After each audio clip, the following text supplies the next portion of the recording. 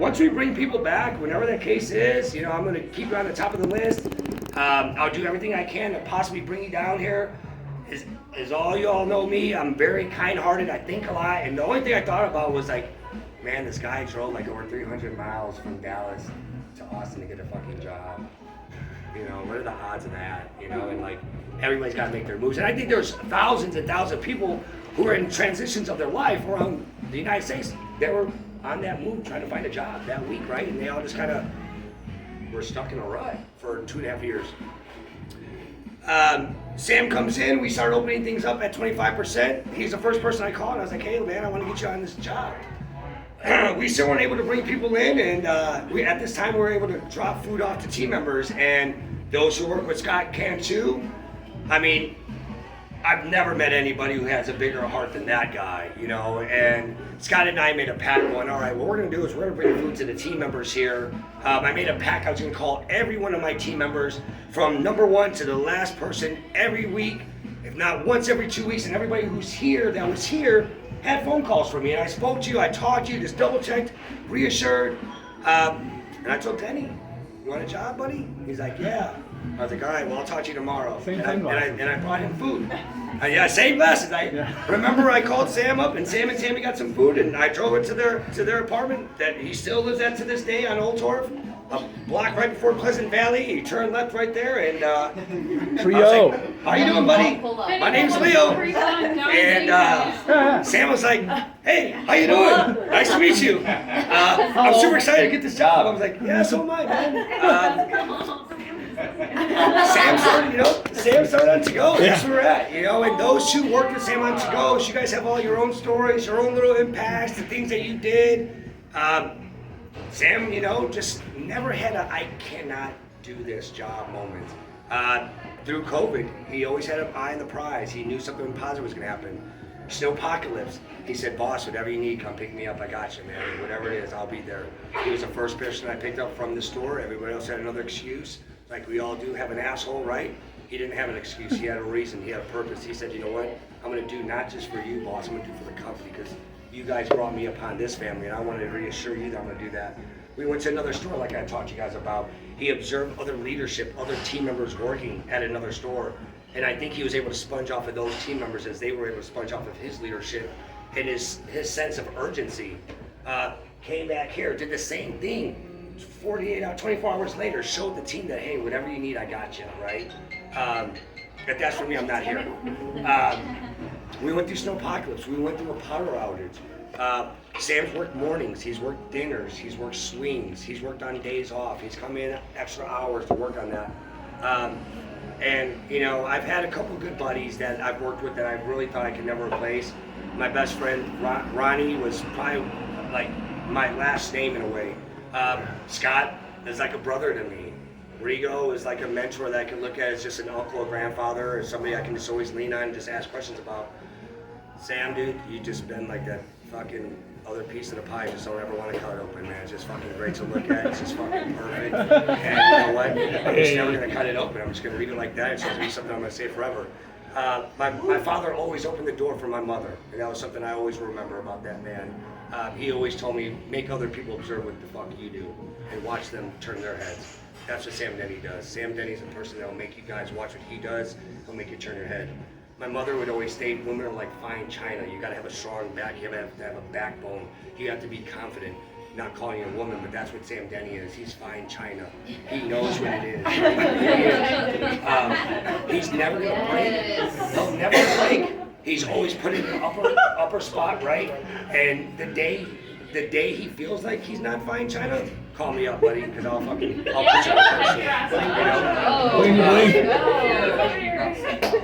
You know? Lastly, Sam, thank you what you brought, man. I didn't do this. No, thank you. We all did this. So, thank you, Sam.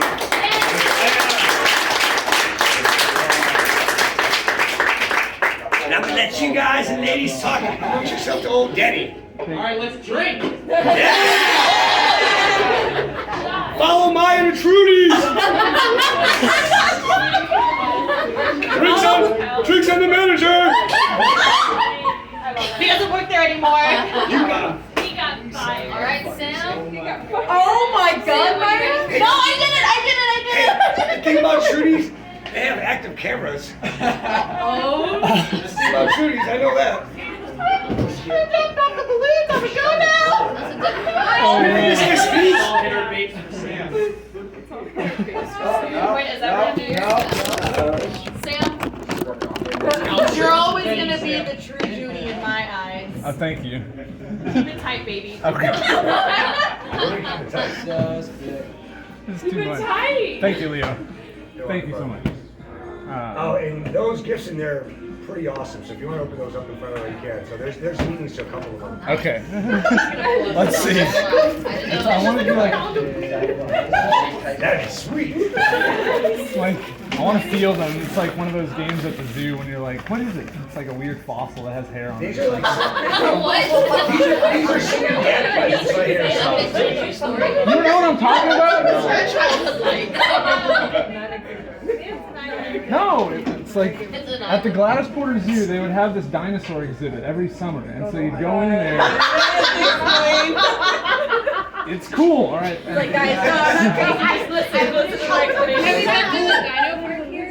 No, but it's probably this is good. But yeah, you'd go in during the summer, and they would have these like bins and boxes, and you just put your hand in. It was a completely black box.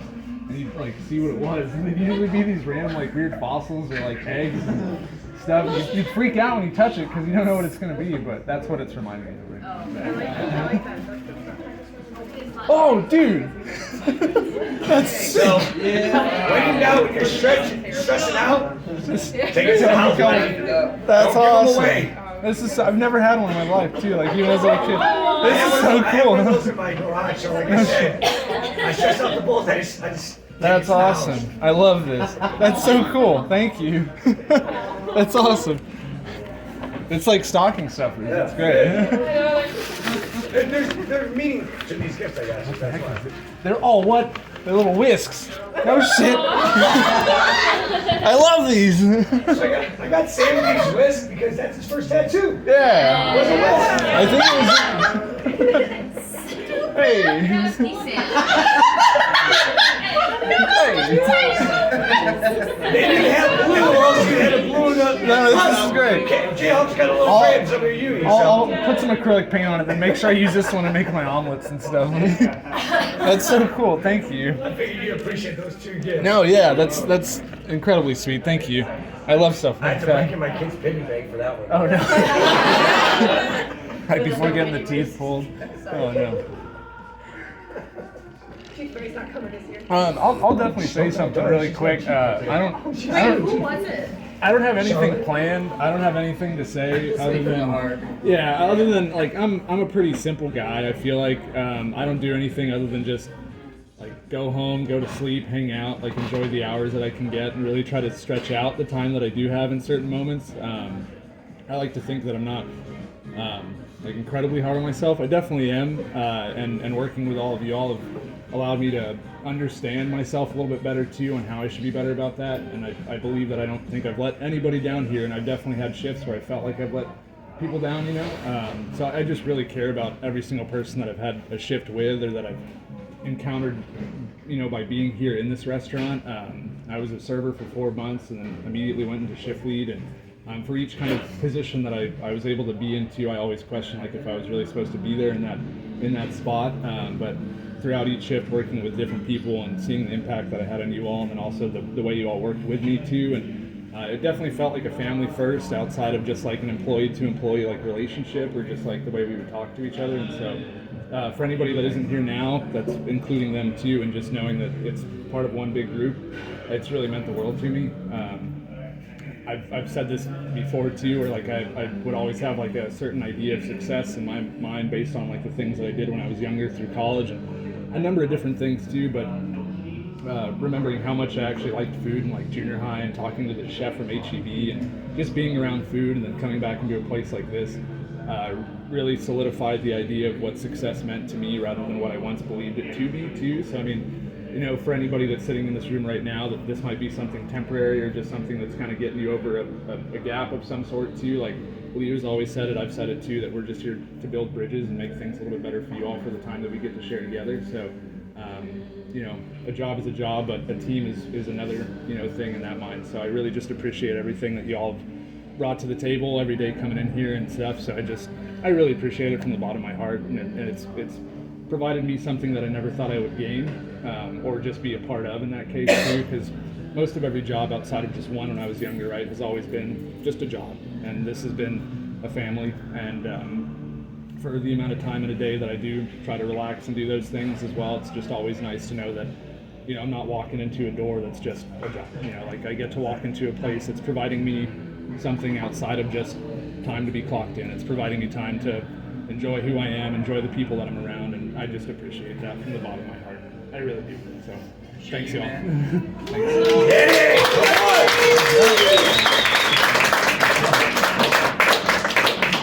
Trying really hard. Not to... Oh yeah, thanks y'all.